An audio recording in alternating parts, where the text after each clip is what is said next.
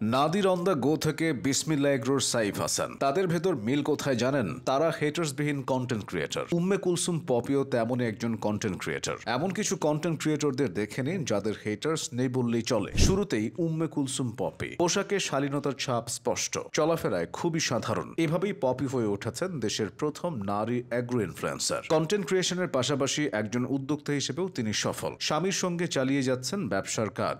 রংপুরের প্রত্যন্ত অঞ্চলের মেয়ে পপি ছোটকাল থেকেই কৃষিভিত্তিক এলাকায় বড় হয়েছেন। চারপাশ দেখতে দেখতেই স্কুল কলেজের গণ্ডি পেরিয়ে পা রাখেন বিশ্ববিদ্যালয়ে। কৃষি নিয়ে আগ্রহের জের ধরেই তিনি পড়াশোনা করেছেন রংপুরের বেগম রোকেয়া বিশ্ববিদ্যালয়ে। পপি উচ্চশিক্ষা নিয়েছেন ভূগোল ও পরিবেশ বিজ্ঞান বিষয়ে। শৈশব থেকেই কৃষি ও কৃষক পপিকে আকৃষ্ট করত। সেখান থেকেই কৃষি নিয়ে কাজ করার আগ্রহ জন্ম নেয়। গ্র্যাজুয়েশন শেষে চাকরির পেছনে না ছুটে কৃষি এবং কৃষির বিভিন্ন বিষয় নিয়ে আরও পড়াশোনা করেন পপি। তার মতে সবচেয়ে সম্মানজনক পেশা হলো কৃষিকাজ। খামারের গাছগুলো তার কাছে সন্তানের মতো। এই সন্তান ঠিকমতো খাবার অর্থাৎ পানি পেল কিনা চিন্তায় থাকেন সারাক্ষণ। এবারের নামটা বিসমিল্লাহ এগ্রোর সাইফ হাসান। সবাই যখন চাকরির দিকে ঝুঁকেছে, সাইফ তখন খামার করে শান্তি খুঁজে নিয়েছে। একটা পরিবারে যা যা দরকার সাইফের খামারে তার প্রায় সবই পাওয়া যায়। সাইফের ধারণাটা খুব সাধারণ। তিনি প্রতিদিন যা যা করেন তা ভিডিও আকারে ফেসবুকে পোস্ট করেন। এভাবেই তিনি দেশব্যাপী পরিচিতি পেয়েছেন। ইটপাথরের শহরে 9টা থেকে 6টা অফিস করে হাঁফিয়ে ওঠা অধিকাংশ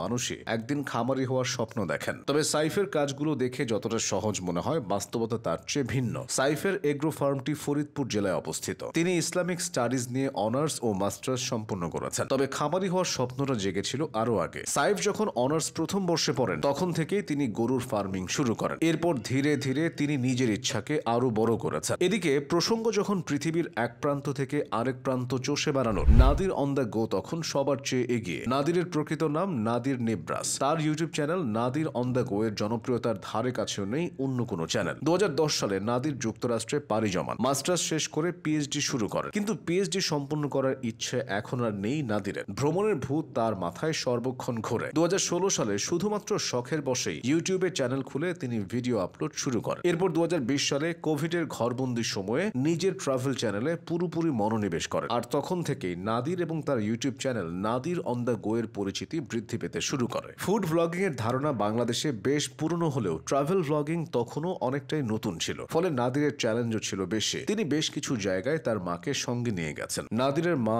আর নেই। তার মাকে হারানোর খবর পেয়ে বহু মানুষ ব্যথিত হয়েছে। একজন কন্টেন্ট ক্রিয়েটর হিসেবে নাদিরের যেমন কোনো প্রতিদ্বন্দ্বী নেই, তেমনি তার তেমন কোনো হেটার্সও নেই। হেটার্সবিহীন আরেক কন্টেন্ট ক্রিয়েটরের নাম খাদিজাতুল কোবরা সোনিয়া। যদিও তরুণদের দেশ ছাড়তে উৎসাহিত করে তিনি অনেকের তোপের মুখে পড়েছেন, তবে তার কন্টেন্ট নিয়ে তেমন সমালোচনা নেই। উচ্চশিক্ষা, বই, ভ্রমণ, লাইফ হ্যাক্স এমন কোনো বিষয় নেই যা নিয়ে সোনিয়া আলোচনা করেন না। উচ্চশিক্ষার জন্য যারা জার্মানিতে যেতে চান, সোনিয়ার ইউটিউব চ্যানেলে তারা সব রকম তথ্য পাবেন। উচ্চশিক্ষার জন্য কেন জার্মানিকে বেছে নেবেন, এক্ষেত্রে কি কি বাধা আছে, খরচ কেমন, তা খুব সহজেই শিক্ষার্থীদের জন্য তুলে ধরেন সোনিয়া। তার ভিডিওগুলোর মাধ্যমে উপকৃত হচ্ছে লাখ লাখ স্বপ্নবাজ শিক্ষার্থী। ভিডিওর মাধ্যমে বই রিভিউ দিয়ে তিনি জনপ্রিয়তা পেয়েছেন। যেসব ইংরেজি বইগুলোর ব্যাপারে সোনিয়া আলোচনা করেন, পরবর্তীতে সেসব বইগুলোয় নীলক্ষেত ভরে যায়। এতটাই তার জনপ্রিয়তা ও গ্রহণযোগ্যতা। এভাবেই সোনিয়া, পপি, নাদির, সাইফরা কন্টেন্ট ক্রিয়েশনে এসে লাখ লাখ মানুষের ভালোবাসা পাচ্ছেন।